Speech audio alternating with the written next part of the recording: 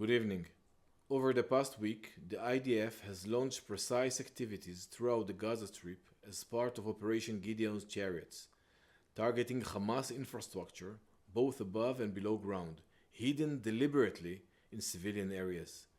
Efforts are constantly being made to avoid harm to Gazan civilians, while dozens of terrorists are being successfully eliminated. Our operations are fully aligned with our objectives: the return of our hostages, and the decisive defeat of Hamas. We are delivering major setbacks to Hamas and pushing the terrorist organization closer to collapse. As a result of our military operations and the pressure we are applying, Hamas is losing its grip on the population in Gaza and its control over humanitarian aid. Over the past week, designated distribution centers were opened in southern Gaza to provide aid directly to the civilian population.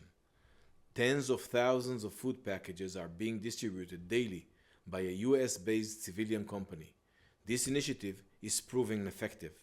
Gazan residents are coming to the distribution centers to receive the aid. The civilian population of Gaza understands that Hamas is not taking care of them. On the contrary, Hamas is actively trying to prevent them from receiving the aid. Hamas has responded to this aid initiative with violence in attempts to sabotage the delivery of aid and even send gunmen to fire at civilians in the aid distribution centers.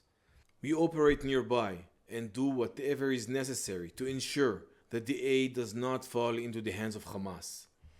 In addition, dozens of humanitarian aid trucks have been entering daily through the Kerem Shalom crossing, but this aid is not being collected or distributed.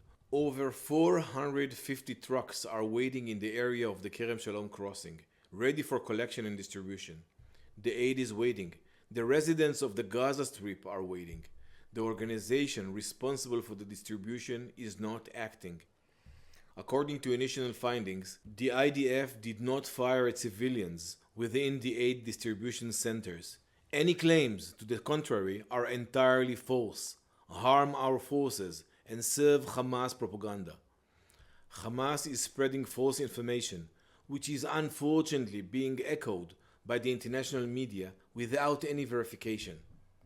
Earlier today, IDF forces carried out warning fire approximately half a kilometer from the aid distribution center, targeting a few individuals who were approaching in a way that posed a security threat. We are not preventing Gaza residents from accessing the aid distribution sites. The IDF is committed to uncovering the truth and will examine any incident that requires review.